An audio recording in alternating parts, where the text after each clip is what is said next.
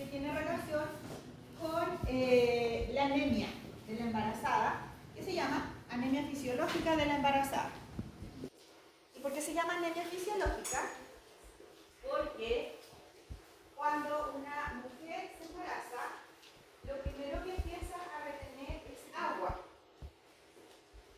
Al principio, en los primeros 3 meses. Esa es la causa, digamos, de la retención de agua. Es por otra causa. Pero al principio, la retención de agua se hace de manera involuntaria, el cuerpo, en base a todo el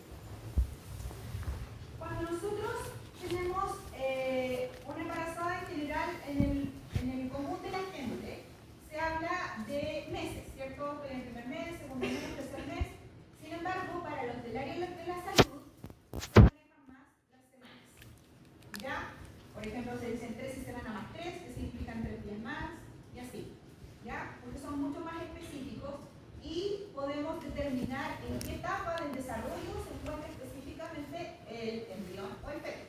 ¿Ya? Así que para nosotros los del área de la salud es más decidor las semanas que los meses. Entonces, cuando la mujer, ¿cierto? La embarazada, digo que no, en los 3 meses revisen el carnet embarazada y ahí la matrona coloca, por ejemplo, está en la 10 más 4. ¿Ya? Entonces, la continuación la vamos a hacer. ¿Sí? ¿Cuáles son las enfermedades más prevalentes de la cavidad oral? La verdad es que son las mismas de siempre, no hay mucha variación, solamente que se exacerban algunas, como la gingivitis y la periodontitis. ¿Ya? ¿Y por qué? Porque principalmente tenemos un cambio en la dieta. La mujer tiene muchos antojos que en general se asocia a los niveles hormonales que aumentan o disminuyen, como en el ciclo menstrual, ¿cierto? Donde generalmente donde hay más progesterona, hay más ganas de comer dulce, o a otros tienen más ganas de comer grasa, otros tienen ganas de comer más cosas saladas. Entonces esto se exacerba mucho más, o sea, si la mujer, estando sin embarazo, ya tiene antojos, o sea, olvídense cómo va a ser cuando esté embarazada, mucho más, ¿ya? Y el hombre tiene que prepararse para eso también, si quiere contribuir con una buena paternidad. Esa es la idea. Mi idea hubiera sido que los hombres hubieran amamantado y yo hubiera tenido la guagua, para que hubiera equilibrio en la vida, pero no va. Así que hagan su parte, por favor, los hombres.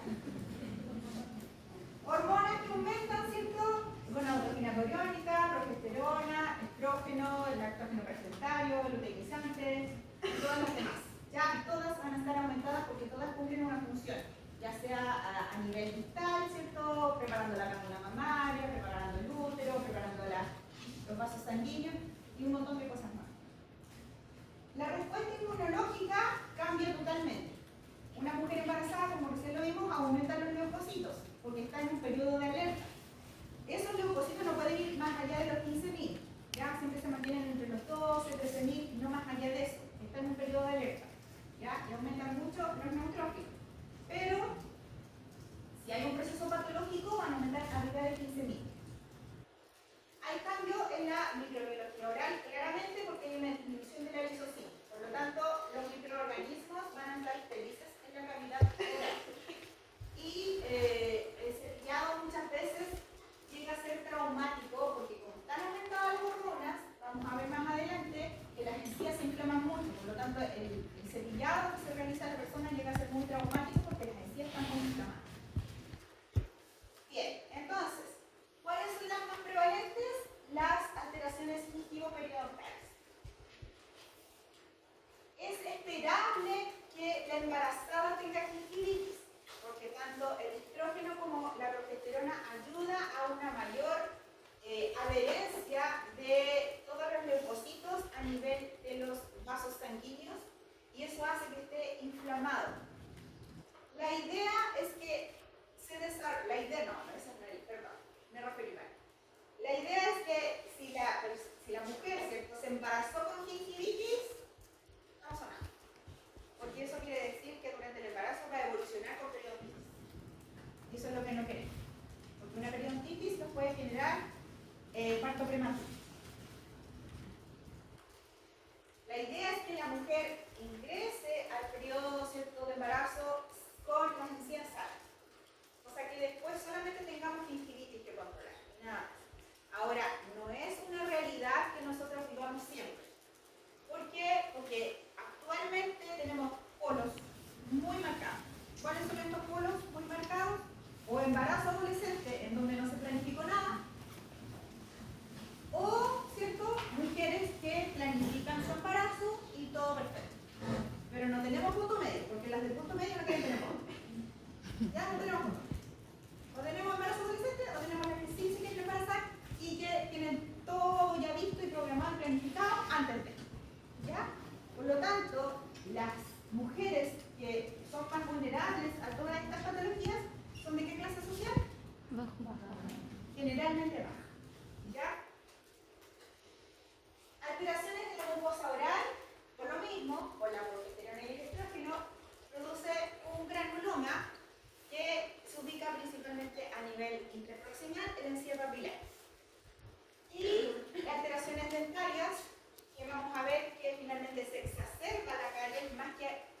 que aparezcan focos nuevos. Ya, acá está lo que yo les decía. La idea es que nosotros podamos mantener, acá nosotros el segundo semestre ustedes ven periodoncia. Y dentro de lo que es periodoncia se ven las características de la encía. El color, la textura, el tamaño, la ubicación. Se ven 5 características en general de la encía. ¿Ya? Entonces nosotros lo que podemos ver es que la encía está bien ubicada. No se ven las raíces, por ejemplo. ¿Ya? Está en el tamaño adecuado a lo que uno ve en una persona que no tiene gingivitis. Y está, ¿cierto? Lo único que tiene está un poquitito enrojecida en ciertas zonas. Esto es lo, entre comillas, esperable en una etapa de embarazo. No así en una persona que no está embarazada. ¿Ya? Entonces, lo esperable. Porque como les digo, las hormonas aumentan los factores inflamatorios a nivel de vasos sanguíneos. Por lo tanto, el vaso sanguíneo se inflama y inflama la encía. ¿Ya? Ahora, si nosotros tenemos ya un aumento de volumen franco, vemos mala higiene, porque acá no vemos mala higiene, vemos un cambio de coloración aquí que quizás puede ser un diente con endodoncia, pero no vemos materia alba, no vemos tártaro, no vemos, o sea, la persona tiene una buena higiene, solamente que está a expensas de las hormonas. En cambio acá tenemos una mala higiene y que más encima está a expensas de la hormona, por lo tanto esa encía va a estar muy inflamada. Y ahí es cuando yo les decía que el cepillado va a ser traumático. Que cada vez que la persona se cepille los dientes, va a producir sangramiento. ¿Ya?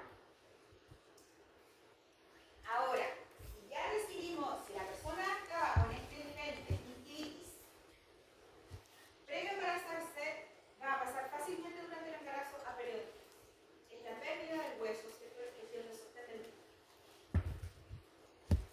Entonces, ¿cuál es la prevalencia? Como promedio la prevalencia es 35, pero con una mínima, ¿cierto?, de 50, incluso llega hasta 100.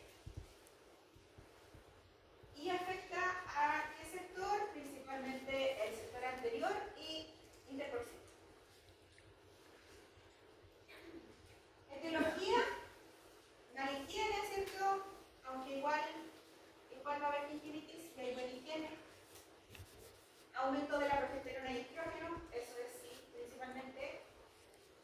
Disminución de la lisocima que nos lleva, ¿cierto?, a un cambio de la microbiología oral. Esto ya se lo había dicho.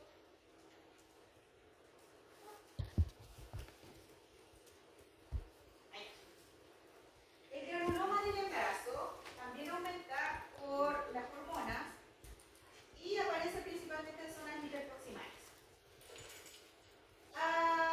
La mujer, claramente uno es pretenciosa, ¿cierto? Y claramente no le gusta. ¿Ya? Y quiere que se le saquen, que se le quiten, todo. No es recomendable extirparlo porque ¿qué sucede después del embarazo? La encía vuelve a su posición y tamaño normal y puede terminar con recesión funcional. Así que hay que explicarle que tiene que esperar a que termine el embarazo. Mientras vayan bajando las hormonas, esto va a ir disminuyendo.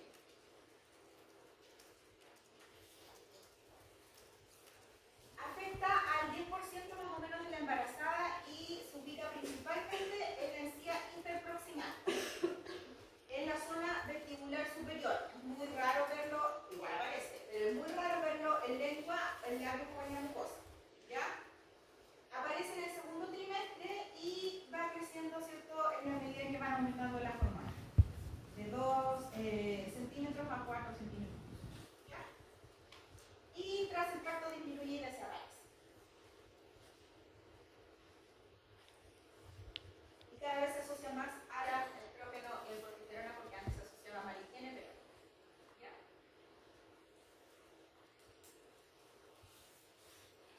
Caries. En general, la caries obviamente puede aparecer durante el embarazo, pero lo que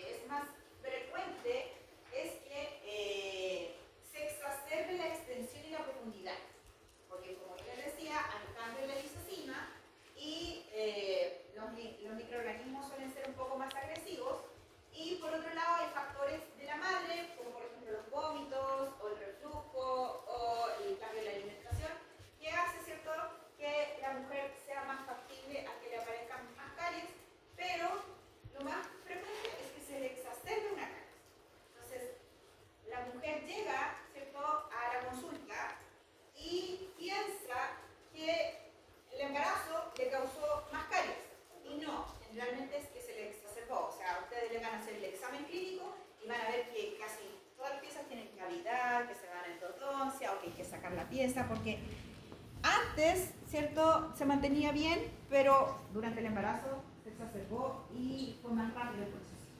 ¿Ya? ¿Hay mayor riesgo de lesiones cariosas? Sí, porque tenemos cambio en la microflora oral y tenemos disminución de la filosocina, pero lo que es más frecuente es que sí haya una exacerbación de las caries que ya están. Y se presenta principalmente en niveles socioculturales más desfavorecidos porque quienes se embarazan más en niveles socioeconómicos más desfavorecidos. Eso ya se lo dije.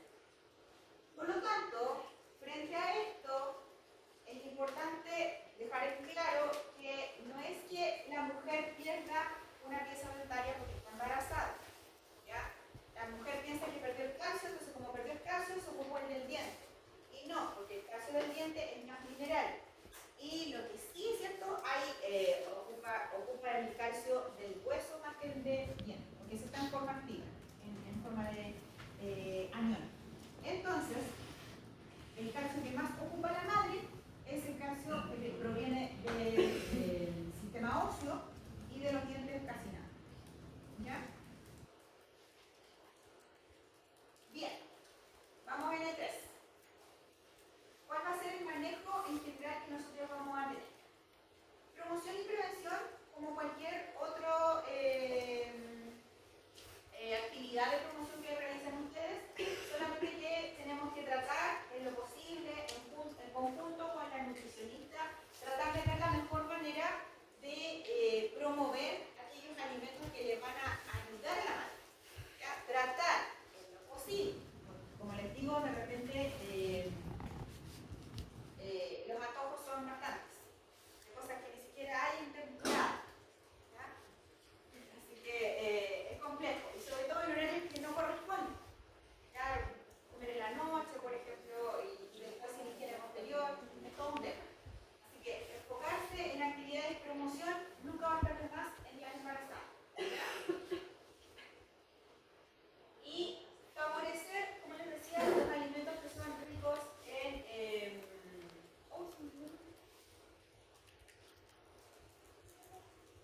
sílica, ¿ya? Porque ayuda a disminuir la carga bacteriana a nivel de la presión. ¿Ya? El estado nutricional de la madre es indicador, sí o sí, de las patologías que puede tener tanto ella durante el embarazo como las que pueda tener el niño que está o niña que está en formación. Por lo tanto, por eso es tan importante que cuando alguien se va a embarazar, lo programe con tiempo. Ojalá, idealmente, con un año de anticipación para que ya se hayan mantenido los estilos de vida saludables por un tiempo, cosa de que cuando esté embarazada los mantenga y no los altere. En general, debería empezar a tomar ácido fólico 6 meses antes de querer embarazarse para asegurar que todo el sistema nervioso y todo el tubo neural, ¿cierto?, se conforme de la mejor manera posible y tampoco tengamos riesgos de paladar hendido ni fisura palatina. ¿Ya? Y el peso antes de embarazarse es decidor de patologías como hipertensión y diabetes. Durante el embarazo, si aumenta mucho de peso, lo más probable es que termine con una diabetes gestacional. ¿Y eso qué nos va a traer como consecuencia? Que nosotros tengamos un parto prematuro, que tengamos distocias, que eso es cuando hay alguna alteración en todo lo que es el momento del parto, ya sea físicas, ya sea químicas, ya sean biológicas, cualquier alteración que se produzca durante el parto y que nos vaya a llevar a tener ese bebé por cesárea. ¿Ya? La diabetes también produce cesárea y macrosomía. La madre, ¿cierto?, que está en un estado de obesidad, tiene tendencia, como yo les decía, a tener diabetes mellitus durante el embarazo, que en cierta manera, después que nace el bebé, revierte, pero si esa mamá no se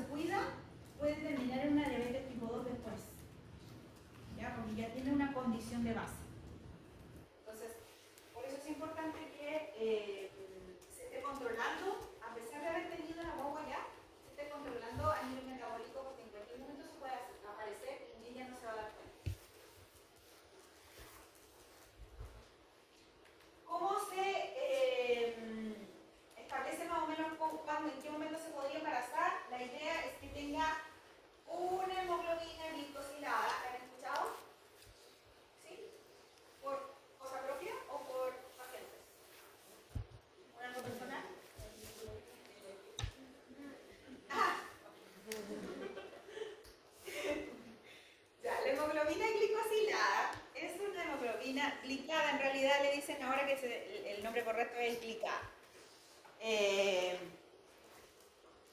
Esta glucemia, una hemoglobina glucémica, ¿ya? Porque nos dice cómo se ha cuidado esa persona en los últimos 3 meses con respecto a sus hábitos de vida saludables. Si la hemoglobina sale arriba de 6,5, quiere decir que aunque la glicemia salga en 70, esa persona solamente se cuidó ese día antes del examen, pero de ahí para atrás se comió todos los postres como dijo la. ¿Ya? O sea, por más que le jure y le rejure el paciente que no, la hemoglobina es glicosílada. ¿Ya? Si la tiene arriba de 6,5 quiere decir que se comió todo el postre. ¿Sí? Entonces la idea es que una mujer se embarace con niveles menores a 6 de hemoglobina glicada. ¿Ya? Porque ya con 6,5 ya es diagnóstico de diabetes. 126, ¿cierto? Por lo que ustedes saben muy bien, ¿cierto? Con 126 ya se diagnostica diabetes y si le sumamos esto ya es categórico, ya no hay vuelta que dar. ¿Ya? Ahora, acá. Porque 6 ya nos indica que la glicemia más o menos era de 126 miligramos por decilitro como promedio en el día, o como promedio en los últimos 3 meses. ¿Sí? Entonces, por lo tanto, tiene que ser menor a 6. Ahí más o menos se explica lo que es la hemoglobina glicada, Entonces, ¿qué es lo que nosotros esperamos en la embarazada en cuanto a peso? ¿Cuánto se va a tomar a una persona como que está bien en su peso en la semana 10, cuando tiene entre 20 a 25 de un estado nutricional? Ya que es diferente al de cualquier otro que ustedes sacaban, ¿cierto? Tenía que ser 18,5 hasta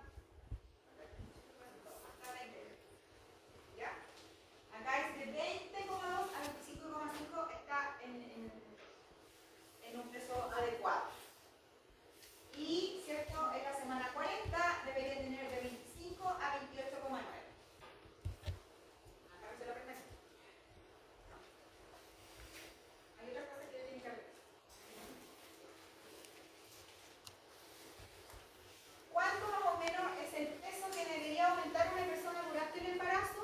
Si la mujer estaba bajo peso, esto va a tener que aumentar un poquitito más porque si no va a terminar muerta. ¿Ya? Porque el bebé, cuando come la mujer, los primeros nutrientes son para el bebé. ¿Ya? Así que ahí hay que tener cuidado. Hombres, escuchen. ¿Cuánto, cierto, debería estar bien que aumente si está con un peso adecuado y es solamente un bebé? Es de 11 a 16 lo que puede aumentar. Si son más bebés, 17 a 25. Está en medio.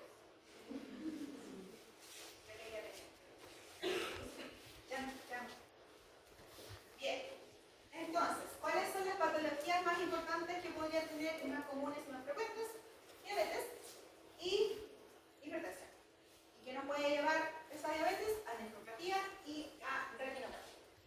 Entonces hay que tratar de evitar al máximo cualquiera de las dos. Diabetes gestacional. ¿Cuándo hablamos de diabetes gestacional? Cuando esa diabetes se desarrolla durante el embarazo. ¿Cuándo se desarrolla durante el embarazo? Cuando desde el segundo trimestre hacia adelante. Si una mujer desarrolla diabetes en el primer trimestre de embarazo, quiere decir que esa mujer tenía una condición previa. ¿Ya? Porque en el primer trimestre estamos hablando que el embrión tiene 10 milímetros, 12 milímetros. Por lo tanto, no le vamos a echar la culpa a ese pobre ser humano de la diabetes que está gestando la mujer. ¿Ya? No, ahí todavía no. Por lo tanto, ¿cierto? La glicemia en ayuna, insisto, esto no se lo aprendan. ¿Ya? Yo les voy a decir lo que se tienen que aprender. Esto no. Si no se van a confundir con los adultos comunes y corrientes. Y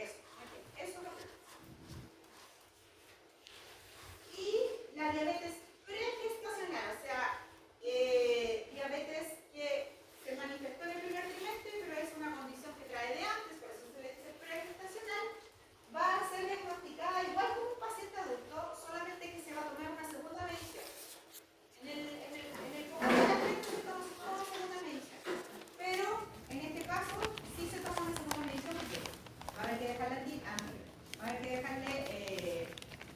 los antiglicémicos orales, y no se puede dejar así como así tan rápido. ¿Ya? Tomar la decisión. Acá estamos tomando la decisión por dos personas, no por una. ¿Sí? Entonces, hay que asegurarse bien antes de diagnosticar la diabetes en una casa. ¿Ya? En cambio, en el común, ¿cierto? 126 para arriba, es diabético. 200 hacia arriba, después de 2 horas de comer, es diabético. ¿Ya? Este es el flujograma que dice lo mismo que el anterior, solamente que va siguiendo el camino. Por ejemplo, glicemia en ayuna menor a 100, perfecto. Seguimos al segundo semestre. Glicemia en ayuna de 100 a 125, repetimos. Si sale diabetes, ¿cierto? Se le declara la diabetes. Y glicemia al azar, después de comer, no llega a 200, diabetes. Entonces ahí va dando más o menos el orden de cómo se diagnostica la diabetes. ¿Qué riesgo nos trae para el bebé en formación?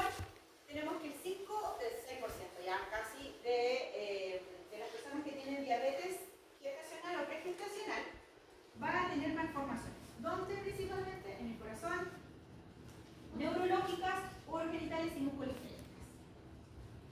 Y otras cuestiones, no malformaciones, pero otros riesgos, ¿cierto? Como parto prematuro, como lo vimos delante, o una cesárea. Entonces, hay mayor incidencia de hipertensión arterial de 40 a 45% y con una mayor frecuencia de la preeclampsia. ¿Qué es la preeclampsia? Una condición en donde hay hipertensión arterial, pero aparte de hipertensión arterial, hay daño en órganos. Por ejemplo, en el riñón ya se genera un pequeño daño en donde la mujer empieza a orinar menos, o hay daño a nivel de cardiovascular, en donde aumenta el grosor del corazón, por lo tanto genera mayor daño. Y esa condición ya no se revierte después que nace el bebé. Hay alteraciones a nivel renal, por lo tanto pierde proteínas, hay mucha proteinuria y aumenta la creatinina, que nos altera la filtración glomerular y empieza a aparecer la retinopatía. ¿Qué pasa en el tercer trimestre? Entonces hay una insuficiencia placentaria. ¿Qué implica esto? La insuficiencia placentaria, la placenta es la que proporciona el oxígeno al bebé, ¿ya? Y hay una insuficiencia de esto, por lo tanto el bebé puede evolucionar con un parto prematuro, con una aspiración de meconio. ¿Saben lo que es la aspiración de meconio? No. Meconio es la primera deposición que tiene el bebé. Es como muy ligosa, ya que elimina solamente cosas que estaban en el intestino como para obstruir, para que no entre líquido. Y eso se elimina cuando el bebé entra en un estado de sufrimiento fetal porque no está recibiendo el oxígeno suficiente a nivel de útero. ¿Qué hace? ¿Cierto? Él genera esta reacción y defeca dentro del útero y hay que llevarlo a parto urgente con cesárea. Generalmente hay que hacerle reanimación y si vive, llevarlo a una incubadora y si no, bueno. ¿Ya? Macrosomía, que finalmente va a determinar que haya mayor absorción de glucosa a nivel del tejido adiposo, porque aumenta los receptores a nivel del tejido adiposo, por lo tanto hace que ingrese mayor insulina en todo el tejido adiposo de hombros, de abdomen y de glúteos también.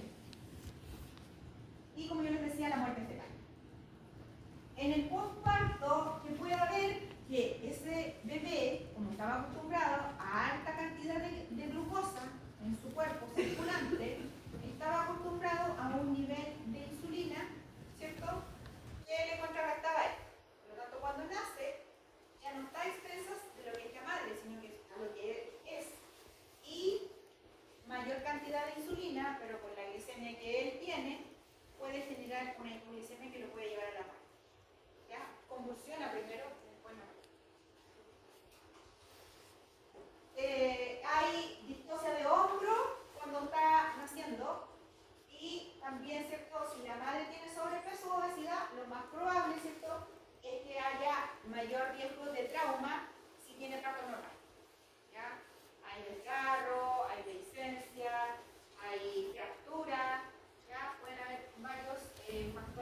contribuyen a que la madre tenga un parto traumático.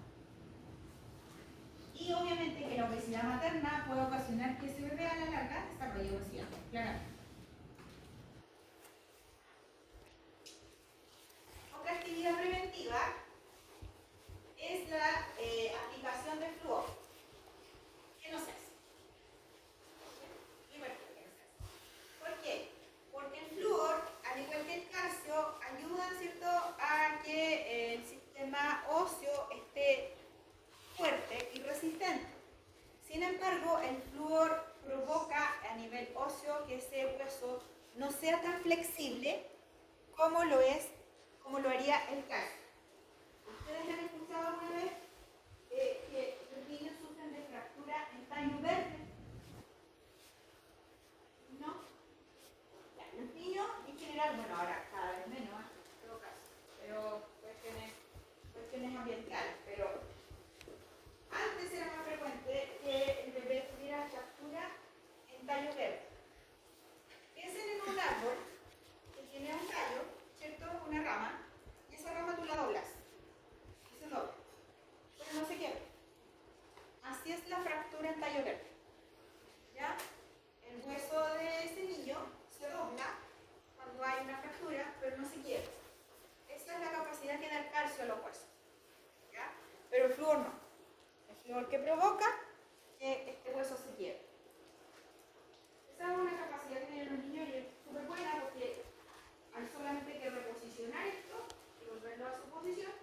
En cambio, en la otra hay ruptura de hueso, ¿cierto? Puede haber desgarro de músculo y hay que posicionar de nuevo con la subsecuente después formación de callo óseo que finalmente puede provocar que ese hueso no se extienda tanto en la pubertad como debería ser extendido.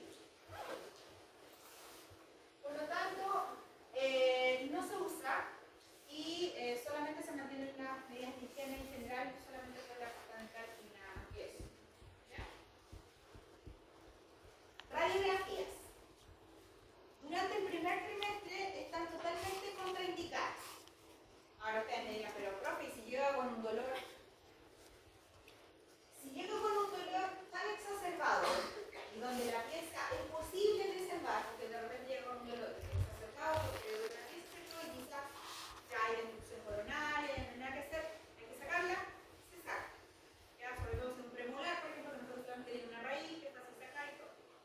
Pero si es una pieza, por ejemplo, una 1,6, que es un molar, que todavía nos queda bastante remanente óseo, que podría ser una fibra, que podría salvarse la pieza así, ya, hay que hacer, hay que tomar en la radiografía.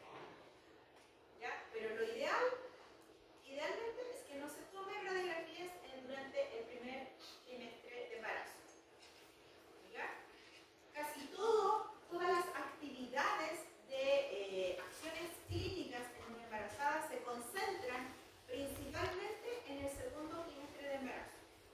¿Por qué? Porque en el primer trimestre, como ustedes van a ver en el video, hay tanto aumento hormonal que la mujer está con náusea, está con vómitos, está con malestar en general, que solamente introducir un poco el inyector ya queda en embarazo. Entonces no la pueden entrar. Ahora hay mujeres y mujeres, son todas así tampoco, ¿ya? Ustedes tienen que conocer a cada una de sus pacientes porque puede ser también que haya una paciente que esté súper bien, súper genial, la derivaron de la matrona y ustedes puedan comenzar el tratamiento aquí. No hay problema. Entonces tienen que conocer a la paciente. Ahora, teóricamente, ¿qué dice la bibliografía? Que tiene que atenderla en el segundo trimestre porque claramente la mayor cantidad de mujeres se deja atender en ese periodo. Pero también hay mujeres que no les toma nada y las pueden atender. ¿Ya? ¿Y por qué no en el tercer trimestre? Porque en el tercer trimestre hay otras situaciones que ocurren en donde aumentaron mucho los órganos, ha aumentado el edema a nivel del mareolo, ¿cierto? En el tobillo, y porque hay una disminución del retorno venoso. ¿Y por qué hay una disminución del retorno venoso? Porque el útero está comprimiendo la vena cava. Entonces, como la comprime, al acostarse en el sillón, por ejemplo, al acostarse en la cama, o en cualquier parte, el útero comprime la vena cava que está acá, y eso disminuye el retorno venoso y empiezan a hincharse las piernas, empieza a tener edema, mucha edema.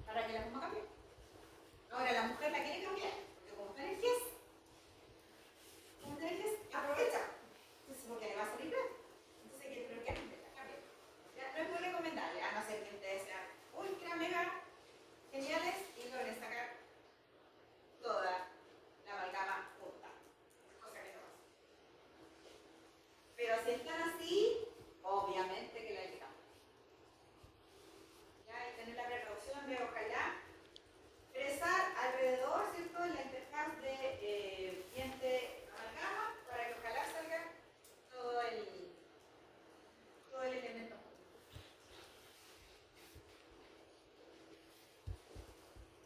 Vamos con el tema 4. Aquí sí pongan atención. Aquí sí les. Tratamiento farmacéutico. Durante la década del 60 salió un medicamento nuevo que se llamaba talidomida. La talidomida ayuda a controlar las náuseas y los vómitos en cualquier persona. Por lo tanto, como las mujeres sufrían tanto de náuseas y vómitos, ¿qué se les empezó a indicar? Talidomida. Y luego de eso, ¿cierto?, empezaron a nacer muchos bebés con malformaciones congénitas importantes. Muchos también morían y se logró hacer causa-efecto retrógrado, ¿cierto? No hicieron un nuevo estudio para saberlo, sino que un causa-efecto retrógrado y se vio que era la talidomida. A raíz de esto, ¿cierto?, nace el control. Ya vimos, ¿cierto?, anteriormente que les decía hay un cambio en las proteínas, hay un cambio en las membranas, hay aumento de la retención de nutrientes, hay aumento en todo lo que es el sistema digestivo, hay mayor secreción de bilis, hay mayor cantidad de proteínas que te ayudan a llevar los sustratos hacia adentro de la célula. Por lo tanto, todo eso hace que la mujer embarazada absorba todo mayormente que una mujer que no está embarazada. ¿Ya? Y eso provocó esto. Entonces, la cantidad de proteínas, la composición de las bilis, las enzimas, la motilidad intestinal y el flujo sanguíneo renal. Cuando nosotros necesitamos indicar medicamentos a una embarazada, tenemos que ver los beneficios, pero también tenemos que ver los riesgos que podría traer esa indicación de medicamentos. ¿Ya? Y luego de analizar si es bueno o si es malo, ver también a lo mejor si hay otra alternativa que darle que no sea un medicamento químico. ¿Ya? Por ejemplo, si la persona le dice, ¿sabes que me duele mucho la cabeza? Hay un medicamento para tratar el dolor de cabeza en la embarazada, pero obviamente no le hace efecto porque estar acostumbrado a un medicamento súper alto en la escala del dolor, no sé, estar acostumbrado al ketorolaco en vez del paracetamol, y si ya te acostumbraste en toda tu vida a tomar ketorolaco, lo más probable es que el paracetamol no te va a hacer nada cuando estés embarazada. Pero no puedes tomar nada más que paracetamol. Entonces, darle otras alternativas terapéuticas como técnicas de relajación, como yoga, como psicoterapia y otras alternativas, porque no va a poder tomar nada más que paracetamol.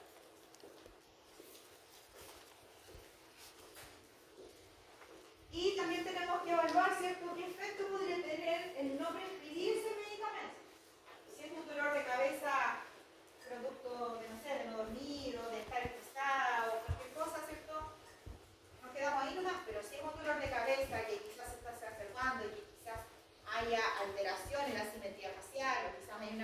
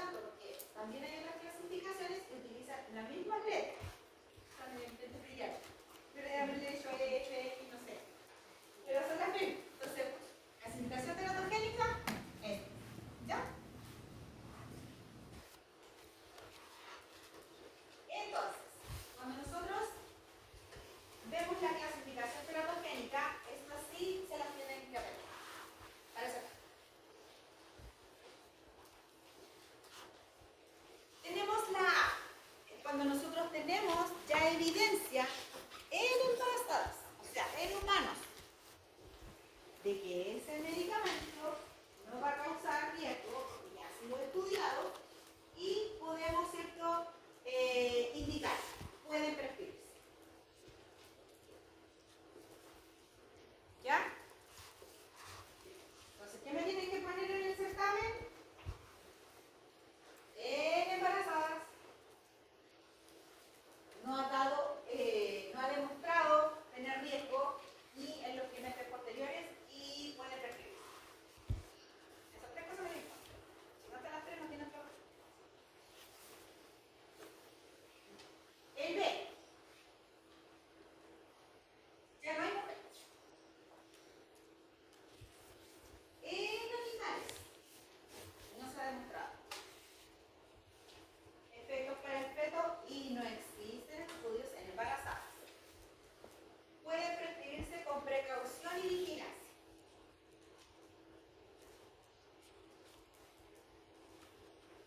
C.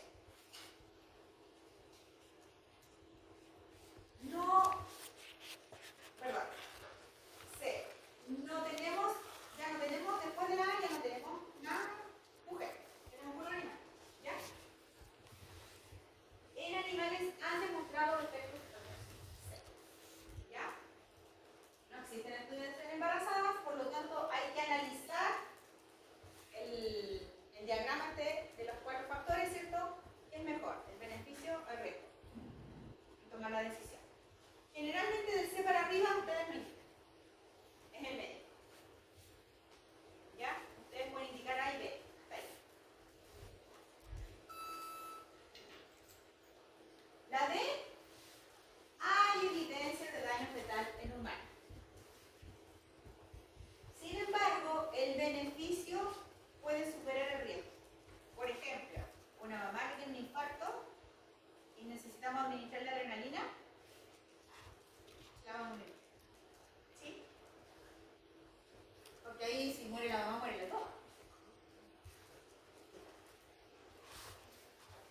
En caso de riesgo vital de la mamá. ¿Ya?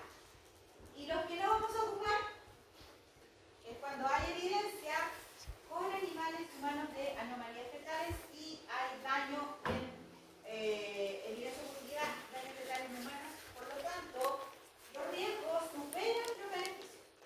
¿Cuáles son estos? Generalmente el tratamiento de cáncer. ¿Ya?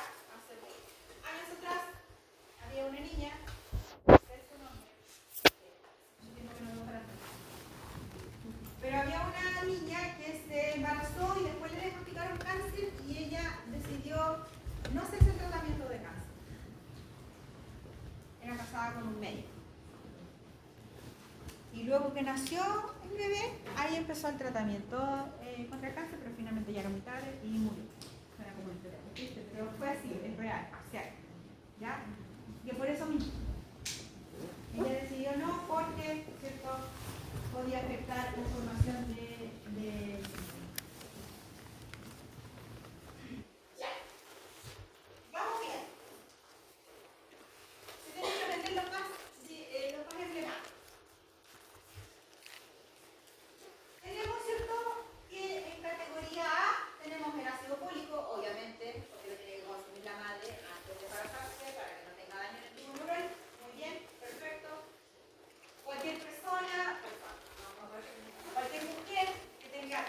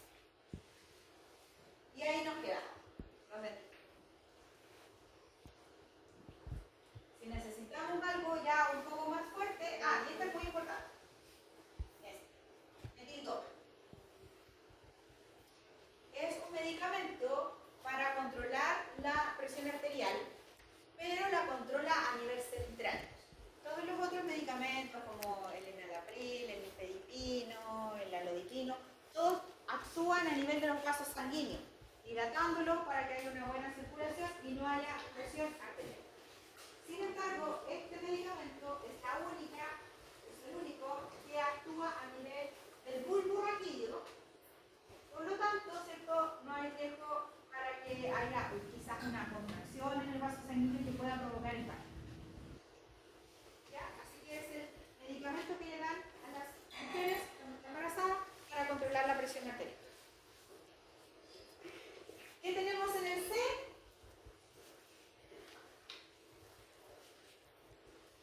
Aines. No toma aspirina, Román. No, ibuprofeno, toma pérdula de gas. Ketoprofeno. Ninguno. Solamente puede tomar Arsa.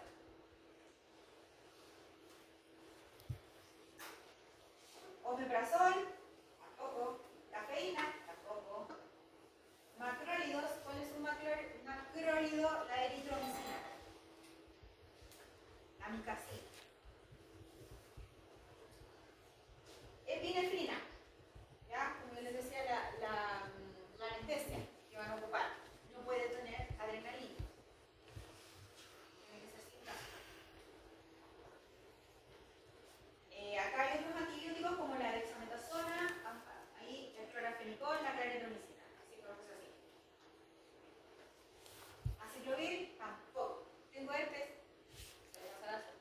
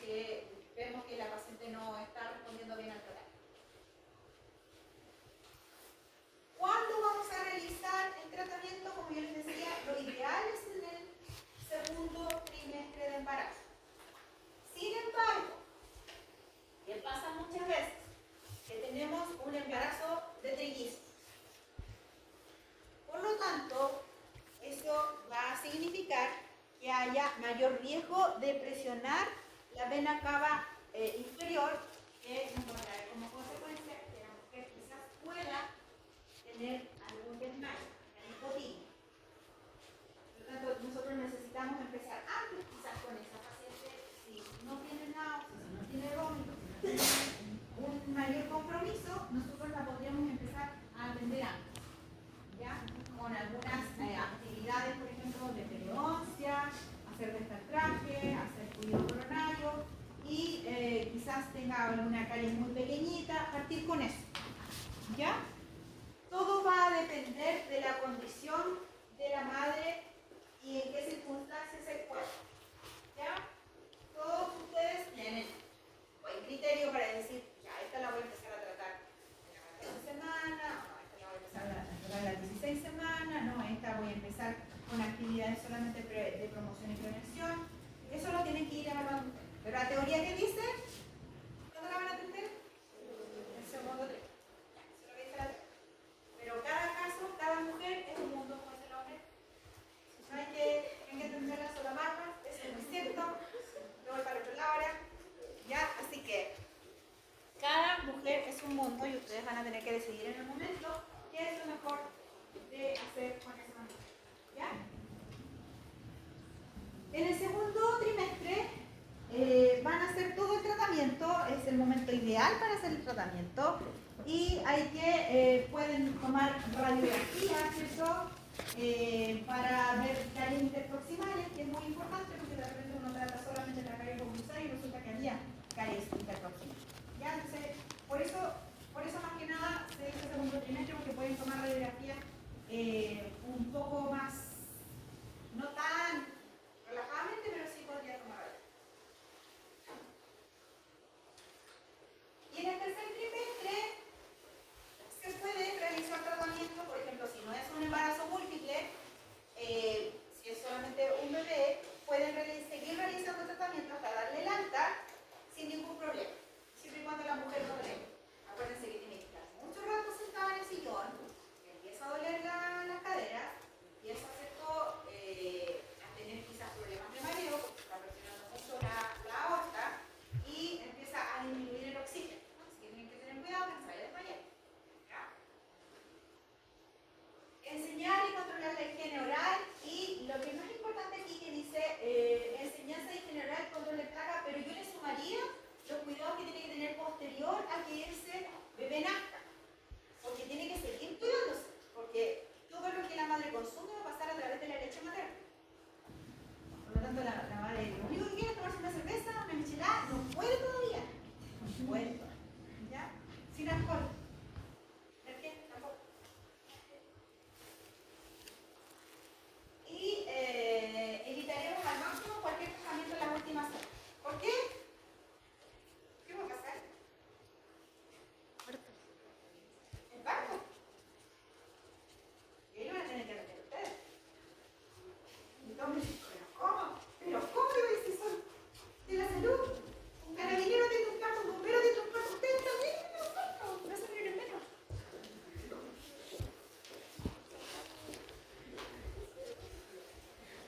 ¿Qué nos puede pasar entonces? Parto. Yo encuentro que lo más inofensivo que puede pasar en el momento es un parto. Es lo más, todo el resto de ahí para abajo es horrible. El parto es lo único más inofensivo que les puede pasar, de verdad. Solo necesitan cosas limpias, estériles. O sea, si van a estar en el cercado, solamente necesitan que esté estéril. Si están en una casa, solamente necesitan que esté limpio. Y pues, mira, 1 metro de cordón, lo cortan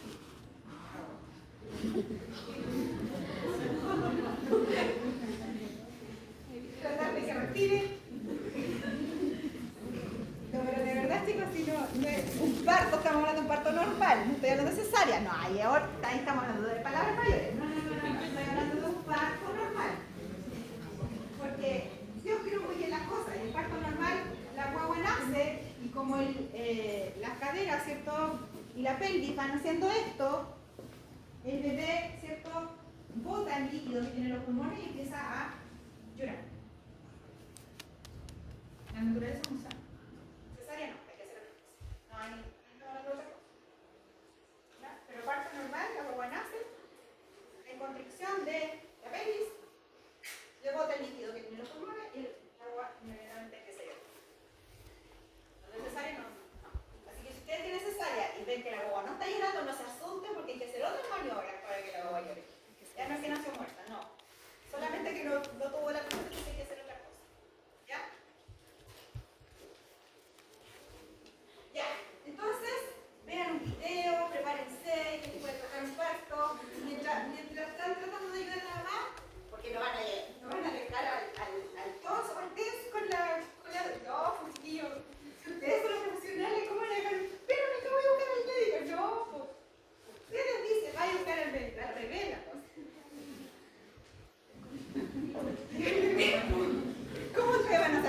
jugando si ustedes son los profesionales. Sí, ve. Ya. Y de aquí para abajo estamos en problemas. De aquí para abajo estamos en problemas. Si ustedes atienden a una persona y esta persona vomita y aspira ese contenido hacia el pulmón, estamos sonados, porque van a provocar una neumonía por aspiración. ¿Y qué tipo de neumonía? Bacteriana, que va a necesitar antibióticos y se supone que la mujer no puede tomar antibióticos. ¿Ya? Negligencia inmediatamente. ¿Qué es mejor?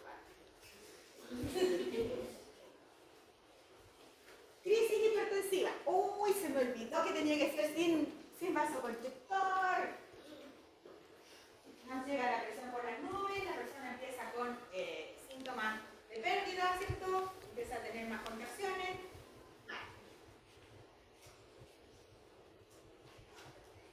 Crisis de hipo o hiperglicemia. ¿Cómo que me dijo que era profe Debbie? ¿Cómo que era? Claro, tenía que atenderlo en la mañana, no puede ser en la tarde. En la tarde no más seguro porque ahí llega el pic de insulina. Entonces ahí, cuando llega el pic, ahí hay que atenderlo.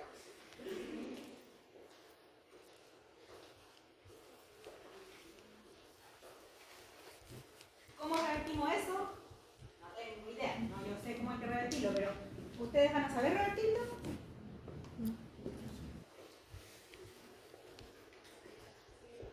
Suero chorro. Suero al 30% glucosado, 50% glucosado, con sodio, porque si no le van a causar edema cerebral. Vía venosa. ¿Saben poner vía venosa? Por eso sí, barco es mejor.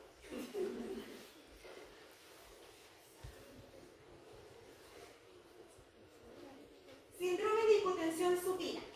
Esto está en el video.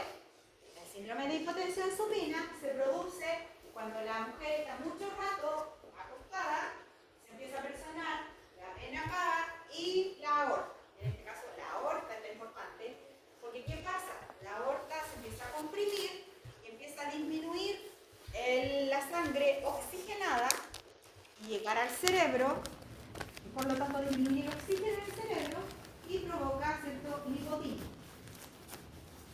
¿Ya? Entonces, eso se llama síndrome de hipotensión supina. En el video está, también pregunta de certamen y también pregunta de certamen de recuperación.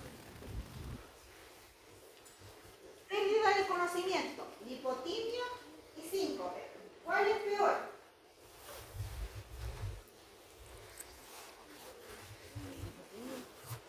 ¿Qué hace el doctor? Soto.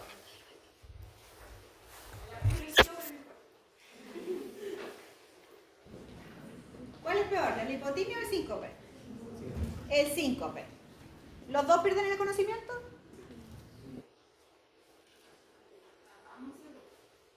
En uno abre un ojo, en el otro no. ¿Los dos pierden el conocimiento o no? Al unísono, así como súper seguro. ¿Sí o no? Sí. En los dos hay pérdida de conocimiento. Perfecto. ¿Y por qué es más grave el síncope?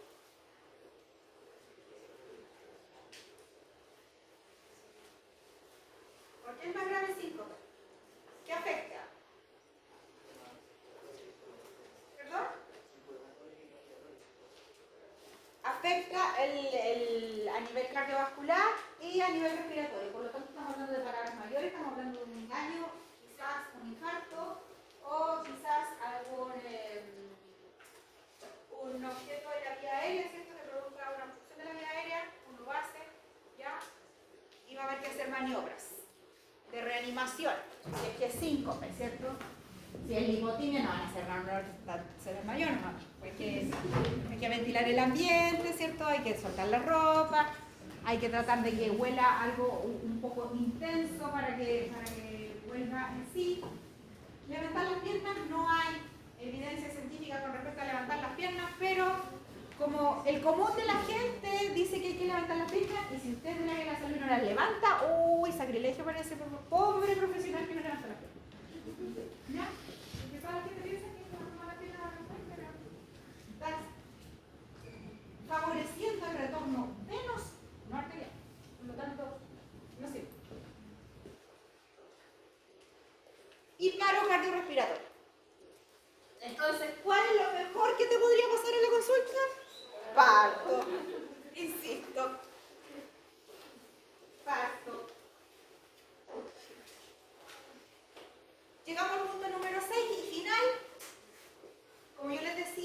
educar a la madre, que no se puede relajar, lamentablemente continúa la injusticia en la vida. Por más que esa madre quiera ir a un carrete a tomarse un pisco sour, no puede todavía, porque todo pasa a través de la leche. Tiene que seguirse cuidando de lo que come. Se supone que en teoría debería comer, porque durante el embarazo generalmente dejan algunas comidas que son un poco flatulentas, ¿cierto? Como la coliflor, como el brócoli, como los espárragos. Y cuando nace, se supone que ya debería incorporar esto, pero va a depender si el bebé tiene cólicos o no. Y ahí se nos va a complicar tanto todavía la vida del suelo y tampoco podría comer esas cosas. ¿Ya? A no ser que hagan intermitencia, un día sí, un día no, para que la flora intestinal del bebé se vaya acostumbrando.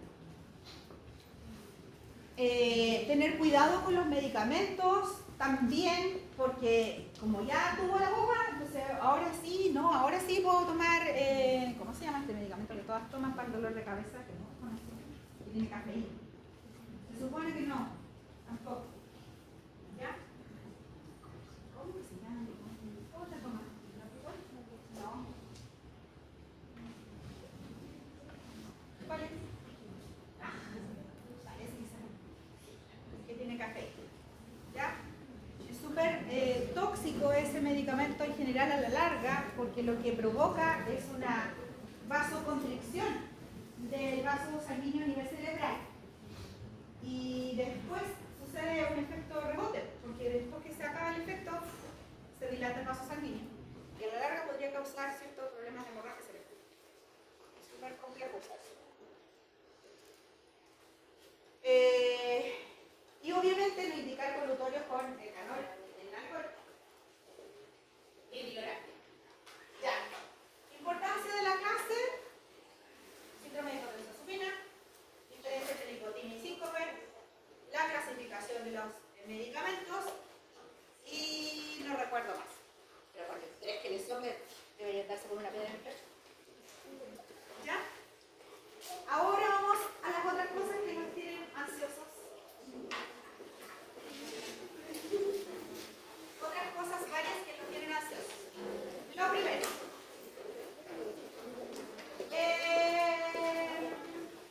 El certamen. El certamen. El certamen es igual al primero. Con las mismas preguntas, con las mismas formas, alternativas, desarrollo, verdadero y falso, términos variables. Solamente que se agregan preguntas de fármaco, solamente que se agregan preguntas de examen clínico y exámenes de laboratorio. Y demás. Pero todo el resto se mantiene igual. El apunte de patología sistémica, completito. También. Es que esas preguntas no van como caso clínico. Van como preguntas. ¿Ya? Pero el caso clínico va con todo ahora. Se le agregan las preguntas de exámenes de laboratorio y en base a esos exámenes de laboratorio qué hay que indicar y eso. ¿Ya? Se hace el caso más global. Son creo que 9 casos, si no me equivoco. 9 casos, nuevamente es 1 hora y media. Y ¿qué más? Bueno, la idea es que vayan a realizar el certamen, cuando corresponde. Vayan a realizar el certamen, porque de repente se van en la media hora, no sé, se van y colocan muchas cosas, y en una palabra. Entonces pierden tiempo escribiendo muchas cosas que no sirven y solamente en una palabra o 2 palabras. ¿Ya? Entonces, para que vayan a verificar eso, para que sepan cómo responder y no empiecen a divagar mucho en lo que hay que responder, porque son cosas bien concretas. Y así ahorran tiempo. ¿Ya? Creo que eso, exactamente. ¿Tienen alguna otra duda? ¿No? Ya. Prueba práctica. Prueba práctica parte la otra semana, si no me equivoco, ¿la semana de junio? Ya, se parte la otra semana. Un pasillo va a estar con la doctora Enríquez y más docentes que nos van a estar aplicando la pauta de índice de O'Leary, de revelado por la bacteriana y índice de O'Leary.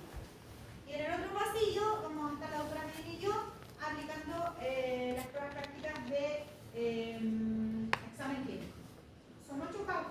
multiplicó, por eso vale más que el índice de O'Leary. El índice de O'Leary tiene que aprenderse una y el otro tiene que aprenderse 8. ¿Ya? El lavado de manos es determinante. Si se lo lavan mal o si se contaminaron y no avisaron, es el 1 y se acabó. Se tienen que ir. Hasta cuando se programe de nuevo el examen práctico de recuperación. ¿Ya? Cuando parte eso, cuando ustedes ya van a hacer la atención, no en la desinfección de box, o sea, olvídense porque eso lo va a hacer el compañero que estuvo antes en el box. Él lo va a dejar listo, desinfectado, así que ustedes no van a llegar a desinfectar. Van a llegar al momento de atención del paciente y ese paciente no es su compañero de roleplay, es otro. ¿Ya? Por lo tanto, por eso insisto en que identifiquen bien las carúnculas, bien el prenidio, empiecen a mirarse la boca de ustedes porque no saben qué está. ¿Ya? Mientras ustedes hacen el examen, que es al azar, o sea, ustedes hagan un número y ese examen le toca, ¿ya? Ustedes tienen que hacer el examen todo el rato hablado, porque yo no sé lo que están pensando. Yo no sé si están, no sé, porque de repente yo no los mira, terminé. ¿Qué sé yo lo que miró? ¿Qué sé yo si estaba bien lo que miró? Tienen que hablar todo el rato mientras están haciendo el examen, no que no, doctora, mire, lo que yo voy a hacer, no, mientras están haciendo el examen, como que estuvieran hablando con el paciente. Mire, lo que yo les voy a hacer hoy día es el examen integral, que consiste en tal y tal, mientras se lo están haciendo, ustedes van hablando y eso uno va evaluando, porque uno también evalúa, ¿cierto?, cómo trata al paciente. ¿Ya? ¿Qué más? No anotan nada en la ficha. Tienen que mencionar que lo van a anotar en la ficha, pero no anotan nada en la ficha porque no está en el tiempo para que lo hagan. Pero sí tienen que decírmelo, que lo van a hacer para yo saber que ustedes lo consideraron. ¿Ya? Lo mismo que el lavado final de manos, tampoco lo evaluamos, pero sí tienen que decirlo para nosotros saber que sí lo tenían en mente hacer. ¿Sí? Porque no da los tiempos, si no, no alcanzamos a tomar toda la